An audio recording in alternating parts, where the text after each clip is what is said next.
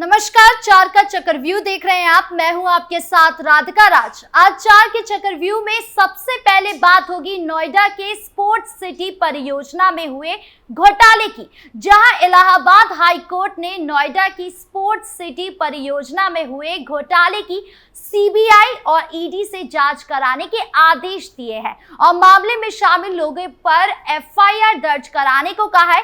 तो क्या है पूरा मामला, जानेंगे विस्तार से।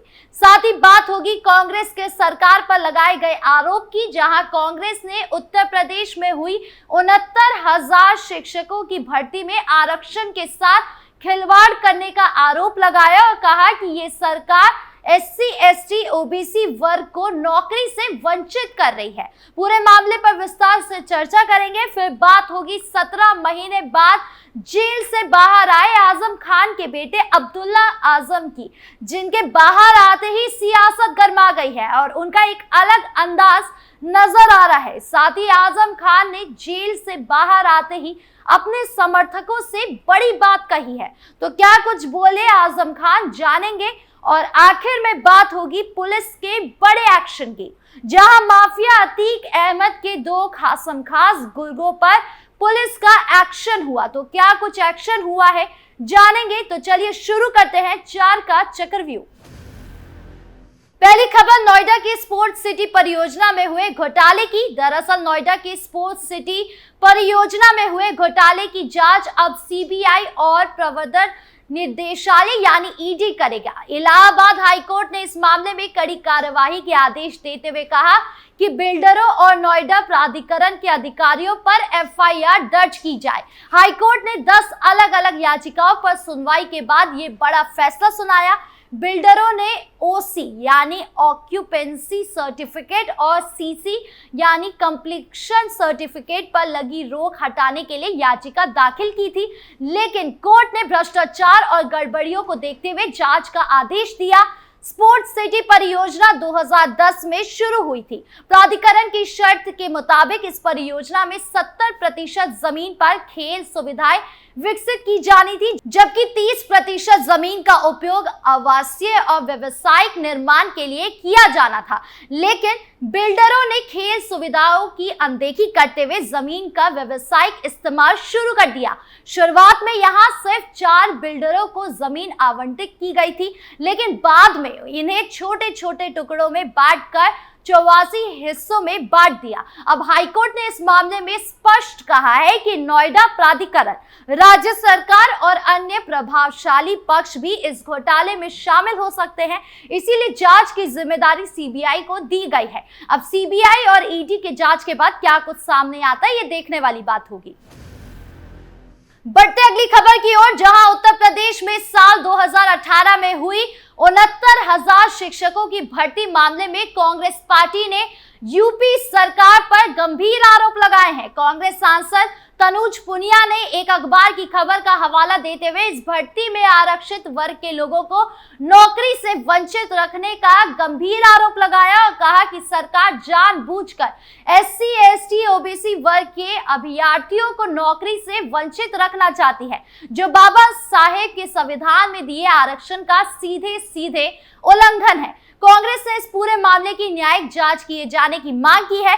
कांग्रेस सांसद तनुज पुनिया ने प्रेस कॉन्फ्रेंस कर उत्तर प्रदेश की योगी आदित्यनाथ सरकार पर गंभीर आरोप लगाए हैं। उत्तर प्रदेश में 2018 से एक प्रकरण चलता आ रहा है। 69,000 शिक्षकों की भर्ती हुई थी, उसमें एक नया घोटाला द प्रिंट इंडिया के माध्यम से सामने आया। इसमें 69,000 शिक्षकों की भर्ती होनी थी। इस भर्ती में 18,500 आरक्षित सीटों में एससी, एसटी और ओबीसी वर्ग के लोगों को नौकरी मिलनी थी, लेकिन इसमें से केवल 2,637 सीटों पर ही आरक्षण लागू किया गया।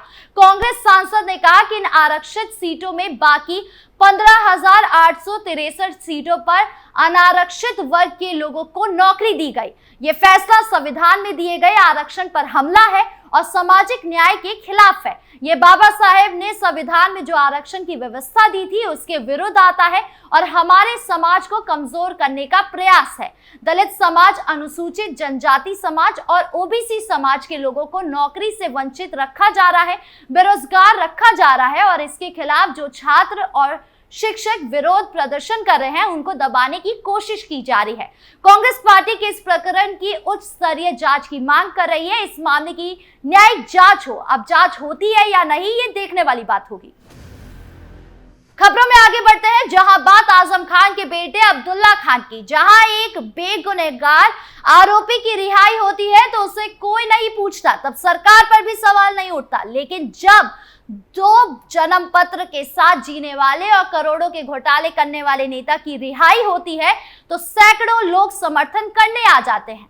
हरदोई जेल से पूर्व विधायक अब्दुल्ला आजम लगभग 17 महीने बाद रिहा होकर रामपुर पहुंचे तो अलग ही अंदाज दिखाई दिया। उन्होंने अपने सिर के बाल बढ़ाए हुए थे और पीछे चोटी बांधी हुई थी। अब्दुल्ला के रामपुर पहुंचने पर उनको सैकड़ों समर्थकों ने उनका भव्य स्वागत किया और फूल बरसाए और गले मिले। हरदोई में सुबह 8 बजे से जेल से बाहर सैकड़ों समर्थक और समाजवादी पार्टी के कार्यकर्ता जुटने लगे थे। मुरादाबाद की सपा सांसद रुचि वीरा सहित दर्जनों सपा नेता अब्दुल्ला आजम को रिसीव करने पहुंचे थे। सुबह 11:30 बजे जैसे ही अब्दुल्ला आजम जेल से बाहर निकले तो समर्थकों ने उन्हें घेर लिया और जमकर नारे लगाए। भीड़ इतनी अधिक थी कि अब्दुल्ला आजम को गाड़ी तक पहुंचने में पुलिस को काफी मशक्कत करनी पड़ी। अब्दुल्ला शाम करीब 4 बजे रामपुर पहुंचे, जहां उनके घर के बाहर जेल रोड पर उनके सैकड़ों समर्थक खड़े हुए थे और अब्दुल्ला आजम की गाड़ी को चारों ओर से घेर लिया गया। इसके बाद अब्दुल्ला आजम कार से बाहर निकले और खड़े होकर हाथ उठाकर लोगों का अभिवादन किया और गले लगाया। इस दौरान हाथ मिलाने और गले लगाने वालों से अब्दुल्ला ने कहा कि मैं आप लोगों से बाहर नहीं हूं, आप सब सब्र रखें। अब्दुल्ला आजम अपने समर्थकों के बीच अपने घर पहुंचे और सबसे हाल पूछा और खैरियत ली। अब्दुल्ला आजम 2 जन्म प्रमाण पत्र मामले में पिछले 17 महीने से हरदोई जेल में बंद थे। 18 अक्टूबर 2023 को अदालत ने उन्हें 7 साल की सजा सुनाई थी। इसके बाद उन्हें हरदोई जेल में भेज दिया गया था। अब उन्हें सभी मामलों में जमानत मिल चुकी है और वो जेल से जमानत पर छूटकर अपने घर रामपुर आ चुके हैं। लेकिन उनके पिता आजम खान अभी भी सीतापुर ही जेल में बंद है। खबरों के अंत में अब बात माफिया अतीक अहमद के 2 खास गुर्गों पर पुलिस के एक्शन की। यहां माफिया अतीक अहमद के भाई अशरफ के साले अब्दुल सदम उर्फ सद्दाम और उसके सहयोगी मोहम्मद रजा उर्फ लल्ला की संपत्ति कुर्क कर दी गई है। सोमवार को ही दोनों को कुर्की का नोटिस तामील कर दिया गया था। एसडीएम सदर प्रमोद कुमार के साथ पुलिस प्रशासन की टीम हरुनंगला पहुंची। यहां दोनों आरोपियों की 5.29 करोड़ रुपए की संपत्ति पर कब्जा कर लिया गया। गैंगस्टर एक्ट के तहत बदायूं जेल में बंद सद्दाम और उसके साथी लल्ला की बरादरी थाना क्षेत्र के हरुनंगला स्थित 3 बीघा जमीन को कुर्क किया गया। पुलिस ने जमीन पर बोर्ड लगा दिया। कुल जमीन की खरीद बिक्री पर रोक लगा दी गई। जिला मजिस्ट्रेट रविंद्र कुमार ने बताया कि 15 दिन में संपत्ति कुर्क करने का आदेश एसडीएम सदर को दिया गया था। सद्दाम बदायूं जेल में बंद है। लल्ला गद्दी हाल में जमानत पर जेल से बाहर आया। सदर तहसील की टीम ने बदायूं जेल में संपर्क कर नोटिस तामील कराया। जारी आदेश के अनुसार सद्दाम व लल्ला गद्दी की हरुनंगला स्थित भूमि गाटा के करीब 3 बीघा भूमि को गिरोहबंद एवं समाज विरोधी क्रियाकलाप निवारण अधिनियम 1986 की धारा 14(1) के तहत राज्य सरकार के पक्ष में कुर्क किया गया। इसकी अनुमति कीमत लगभग 5 करोड़ रुपए है। एसएसपी की रिपोर्ट पर डीएम ने कुर्की का आदेश दिया था। जानकारी के मुताबिक पुलिस ने प्रॉपर्टी पर कब्जा लेने से पहले ढोल के साथ मुनादी भी करवाई थी। अब्दुल समद उर्फ सद्दाम और रजा उर्फ लल्ला गद्दी ने बरेली में खूब प्रॉपर्टी एकत्र की थी। अतीक अशरफ की मौत के बाद सद्दाम और लल्ला गद्दी और पुलिस प्रशासन का शिकंजा कसता चला गया। पुलिस ने बताया कि सद्दाम और लल्ला गद्दी समेत 11 के खिलाफ पिछले साल फरवरी में गैंगस्टर एक्ट के तहत कार्रवाई की थी। सद्दाम पर 9 और लल्ला गद्दी के खिलाफ 5 मुकदमे अलग अलग थाने में दर्ज है। आपको पुलिस का ये जोरदार एक्शन कैसा लगा कमेंट बॉक्स में जरूर बताएं। 4 के चक्रव्यूह में आज खबरों का सिलसिला यही खत्म करते हैं। कल फिर मिलेंगे आपसे नई खबरों के साथ। वीडियो अच्छी लगी हो तो लाइक शेयर करें, चैनल को सब्सक्राइब करना ना भूलें और देश की तमाम बड़ी खबरों से जुड़े रहने के लिए देखिए कैपिटल टीवी उत्तर प्रदेश। नमस्कार।